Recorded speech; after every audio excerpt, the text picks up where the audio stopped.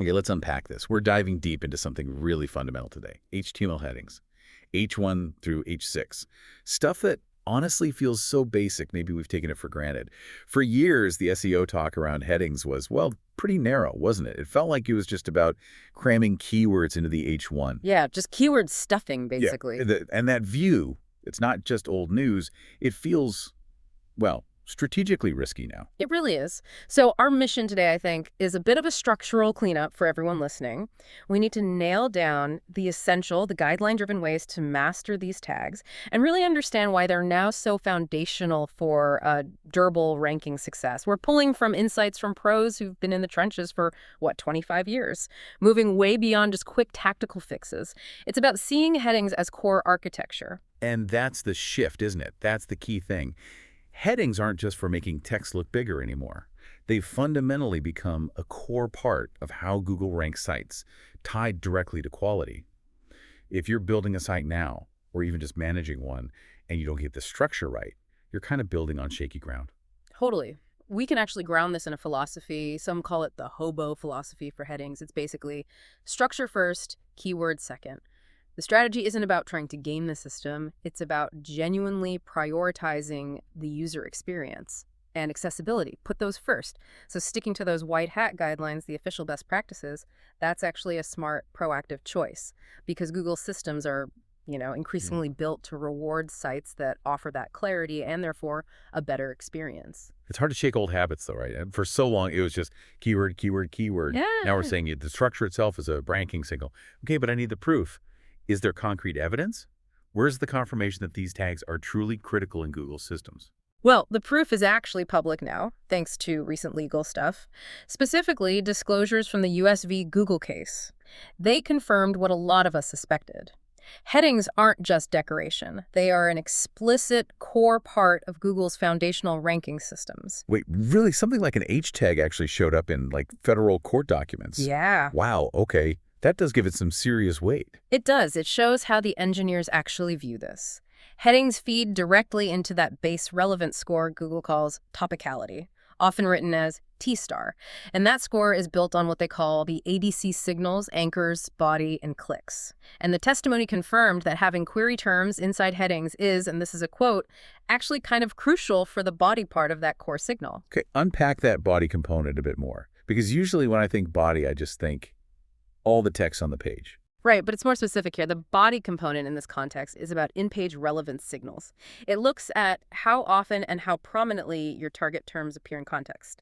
So when a search term shows up in an H2 or an H3, or especially that main H1, it basically tells Google, hey, this isn't just a random mention, this is the title of a key section, or maybe the whole document. It provides that vital structure. It lets Google systems rapidly categorize and score the relevance of that whole section or passage. It's a primary signal, a trusted one. And this technical relevance then feeds right into the quality framework everyone's talking about. EEAT, experience, expertise, authoritativeness, trust. How does heading structure actually prove EET? Think of structure as the visible skeleton of quality content. A logical heading hierarchy, one that flows correctly. It's a tangible demonstration of effort, originality, and talent or skill. Those are phrases directly from Google's search quality rater guidelines for high quality content. So if your headings are messy, illogical, levels skipped, or just missing, the content immediately looks sloppy, less trustworthy, less effort. Which makes the stakes incredibly high for certain topics. Sensitive stuff. Absolutely. This structural clarity becomes non-negotiable for your money or your life topics. YMYL. Think health advice, financial guidance, safety information, stuff that really impacts people's lives. For these pages, the guidelines demand the highest level of trust. And a clear, easy-to-scan heading structure is fundamental to showing that accountability, meeting those tough EEAT standards. If someone lands on your financial advice page and can't quickly figure out the main points because the structure is confusing, you're failing that quality test right away. And this isn't just about fixing one bad page, is it? This feels like it could spread, quality signal contamination, where a few poorly structured pages could actually drag down the whole website. That's exactly right. Quality assessments, going way back to algorithms like Panda, they often operate site-wide.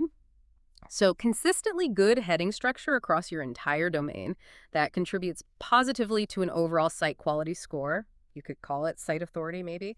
It acts as a baseline signal of trust for every single page on your site. It's cumulative. You really can't afford to have significant structural errors hanging around. Okay, so we've established the why. It's critical. Now let's get into the how. Mastering the actual semantic structure, H1 through H6.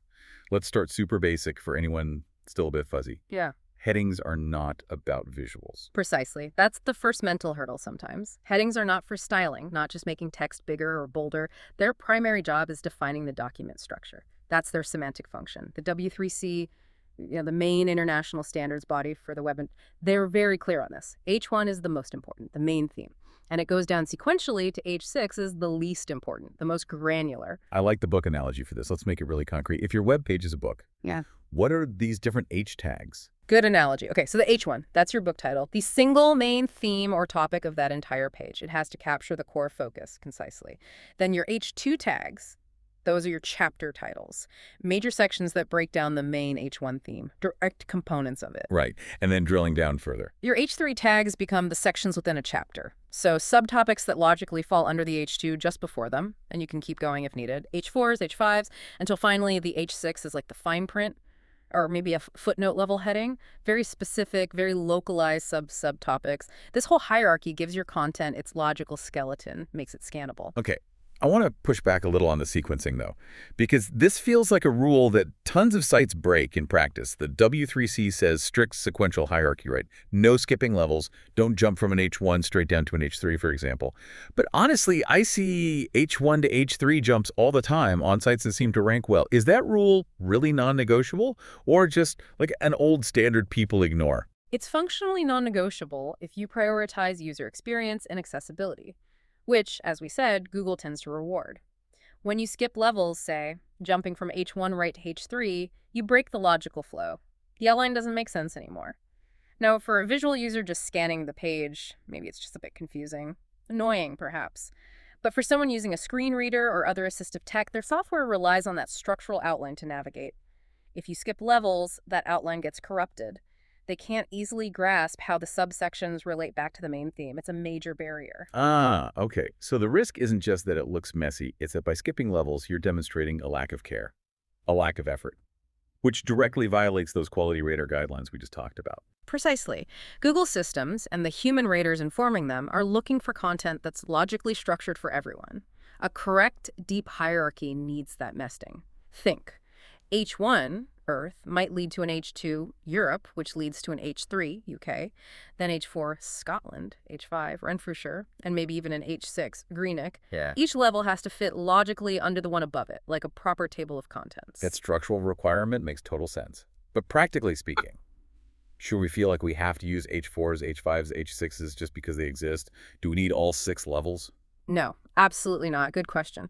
Use only as many levels as you genuinely need to structure your content clearly. No more. The mistake is the opposite sometimes people try to make, like the entire page H1 or H2 just by overusing those top levels because they seem important. Don't do that. The real goal is scannability, clarity. If the structure is clear, users find what they need faster, they stay on the page longer, that's increased dwell time, and that sends a strong positive engagement signal back to Google. Okay, let's zoom in now on the king of the structure, the H1 tag. Its role seems simple but vital. It's the document's true, visible, on-page title. It needs to accurately and concisely state what the main content is about. And its importance gets underlined again by those quality rater guidelines. They explicitly include the title at the top of the page as part of the main content, the MC. It sets the scope for everything that follows. If your H1 is misleading, or super low effort, or just missing entirely, the whole page starts off with a quality deficit. Which brings us right back to that classic SEO debate, that flashpoint. Single versus multiple H1s on a page. I definitely remember Google's John Mueller saying something like, use as many H1s as you want. So why are we strongly recommending just one if Google's own guy said otherwise? Ah, yes. That comment caused a lot of confusion. It's a critical example of where technical reality didn't quite match up with the standards theory. Mueller's comment was referring to a theoretical HTML5 outlining algorithm. The idea was that browsers and screen readers would be smart enough to figure out the document outline automatically, even with multiple H1s, as long as you use the right surrounding sectioning tags properly, like article section nav aside. Okay, that was the theory. But Right. It never really happened in practice. That sophisticated outlining algorithm just wasn't consistently implemented by the major browsers or, crucially, by assistive technologies. In the real world, they still largely rely on that traditional single nested outline structure defined by H1, H6. So the strong recommendation, the safest, the simplest, the most effective approach for both SEO and accessibility remains. Stick to one primary H1 per page. It avoids ambiguity. Okay, that clarifies that debate. Let's also quickly distinguish the on-page H1 from the title tag. They often get confused, but they serve different purposes. Yeah. They absolutely do. Different locations, different primary jobs. The title tag lives inside the HTML head section. It's not visible on the page itself. Its main jobs are appearing in the browser tab label. And crucially, it's what Google typically uses as the clickable headline in the search results pages, the SRPs.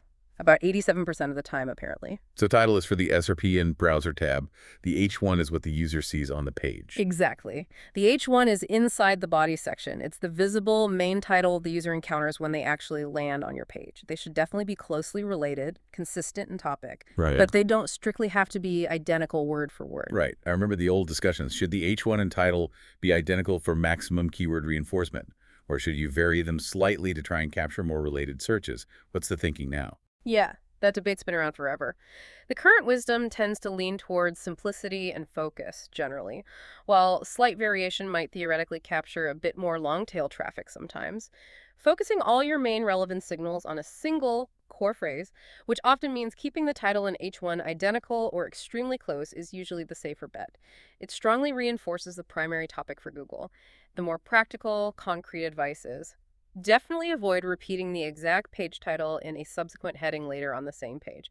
Like if your page title and H1 are how to create and start virtual machines, don't then have an H2 that also says how to create and start virtual machines. Instead, use more specific H2s like create a new VM instance, and then maybe another H2 like start your existing VM. Break it down, don't just repeat. Stepping back a bit, it's worth noting how Google reads these headings has changed over time. It's evolved quite dramatically, actually. It's moved way beyond just simple keyword matching like it was years ago. Now it's much more about understanding context, semantic relationships between ideas on the page, and having clear structure. John Mueller himself confirmed it provides a slight boost simply because it gives Google unambiguous clarity about the content's organization. And that clarity is now technically essential because of how Google is indexing and surfacing content. Yeah. To things like passage indexing. Yes, exactly. Passage indexing is a perfect example. For Google to effectively index and rank specific passages from within a long article, it relies heavily on clear H2 tags. Those H2s act like signposts, clearly delineating distinct subtopics or passages. If you have a, say, 4,000-word guide, well-structured H2s allow Google to potentially pull out just one relevant section as the answer to a specific query, maybe for a featured snippet. Without those clear H2 markers, that kind of granular understanding is much harder for Google. You might miss out on those opportunities. And this gets even more critical as we move into the age of AI search. Things like SGE, AI overviews. How do logical headings help these AI systems make sense of our content? They're vital for a couple of key AI processes. First is chunking. Logical headings allow the AI systems to effectively parse the content, breaking it down into meaningful standalone chunks or sections that it can then use for summaries or direct answers. Second is something called inference optimization. For AI to make accurate connections or leaps of judgment between concepts, it needs to see the structure. If your H3 topic clearly sits nested under a relevant H2 topic, the AI can better understand the context, the scope, the relationship of that information. It helps it reason about your content. You mentioned entity disambiguation earlier. That sounds pretty complex. How can just changing an H1 title practically help Google figure out which Sean Anderson you're talking about? Yeah, it's a great practical example. It's the ultimate semantic signal for identity. Take that name, Sean Anderson. Google knows there's an SEO expert, maybe a professor somewhere, a pro baseball player, lots of entities with the same name string. When Google crawls a page about one of them, it desperately needs clues to figure out which Sean Anderson this page is about so it can connect it to the right entity in its knowledge graph. Now, if your page has a super precise descriptive H1 like H1 Sean Anderson, SEO expert and digital marketing consultant 1, boom, you've set a crystal clear, unambiguous signal to the algorithm. This page is about this specific Sean Anderson entity. But if your H1 is just vague, like H1 Sean Anderson 1, Google systems have to work much harder to disambiguate. It struggles. And that uncertainty can dilute your perceived authority on the topic. Wow. So the H1 isn't just a title, it's almost like a declaration of data integrity for Google's knowledge base. Yeah. Okay, this has been super insightful. Before we wrap up, let's quickly run through a definitive checklist, the foundational, technical, non-negotiables for headings. What should people check first? Right, the absolute must-dos. Start with the most crucial. The 1H1 check. Get a site crawler tool, crawl your site, and ensure every single important page has one and only one H1 tag. Find any pages missing an H1 or any that somehow have multiple H1s and fix those immediately. Top priority. Okay, one H1 per page. Got it. Next. Next is the hierarchy check. We hammered this point, but it's worth repeating. Maintain that logical, sequential hierarchy. Never, ever skip heading levels, like jumping from an H2 straight to an H4. Go back through your key content and correct those broken outlines. Make sure H3s follow H2, the H4s follow H3s, and so on. Makes sense. What else is a common technical failure? This one's huge, and we still see it all the time. The semantic check. You must use heading tags, H1, H2, etc., for their intended structural purpose, not just for visual styling. Using CSS to make a plain paragraph tag, a P tag, look big and bold like a heading. That might look okay visually to a sighted user, but for screen readers and for Googlebot, it's a significant failure, as some guidelines put it. They only see the underlying P tag. They completely miss the structural outline. It's an accessibility nightmare and an SEO own goal. Use the right tag for the job. Crucial point. Don't fake structure with CSS. Okay, and finally, what about the actual words we put in the headings, the content itself? Right, the content check. Two key things here. First, quality and honesty. Avoid using exaggerated or shocking titles just to get clicks. Google's Quality Rater guidelines explicitly call that out as a characteristic of low-quality pages. Keep the tone professional, descriptive, and accurate. Second, a little phrasing tip, especially for task-oriented content. Try starting your action-based headings with a base form verb. So instead of using an inning form like creating an instance, try the base verb, create an instance. It's clearer, more direct, signals action, small thing, but helps. And just a practical note on finding all these issues across a big site. You really have to audit this stuff at scale. Doing it page by page manually is impossible. You need site crawler tools, things like Screaming Frog, Sitebulb, etc. They can extract all the heading levels from thousands of URLs at once. That lets you get that data-driven overview to spot missing H1s, skip levels, or overly long headings efficiently across the whole domain. Okay, so let's bring this all together for everyone listening right now. What's the big takeaway? It feels like the correct use of headings isn't just a minor tweak anymore. It's a real strategic shift, isn't it? We're moving away from seeing this as just a quick keyword tactic and more towards embracing a long-term mindset, one that really prioritizes clarity, logical structure, and ultimately the user's experience above everything else. That sums it up perfectly. And it aligns beautifully with a broader strategic goal many businesses should have now. Treating your own website as the central authoritative hub for your area of expertise, your digital center of gravity, or what some call the canonical source of ground truth for your topic online. And a website built on a clean, logical heading hierarchy. It's perfectly designed to serve as that authoritative hub. It naturally channels influence and trust towards your content because it's so well organized and easy to understand for both humans and machines. That's a really powerful way to frame it. The website is the canonical source. Okay, practical next step then. After listening to this deep dive, where should someone start their audit? What pages first? Yeah, don't try to fix everything at once. You'll get overwhelmed. Start smart. Focus on your highest value pages first. That means your key service or product pages, your top performing blog posts or informational articles, the ones driving traffic and engagement, and probably your main e-commerce category pages if you have them. Go through those core pages systematically. Identify and correct any H1 issues, hierarchy problems, or semantic errors there first. That's where you'll likely see the biggest positive impact. Excellent advice. Start with the core assets. All right, and to leave everyone with something to chew on, a final provocative thought based on everything we've discussed. Okay, here's something to really consider as you go back and look at your site structure. In this rapidly evolving era of AI search, with AI overviews and conversational interfaces becoming more prominent, mastering your heading structure is no longer just a best practice for good UX and traditional SEO. It's becoming a fundamental strategic imperative for establishing your website as an unambiguous, reliable, authoritative source of truth. Not just for people, but for machine intelligence. Your heading hierarchy is essentially the blueprint you're providing to the AI about your knowledge. Make sure it's a clear one.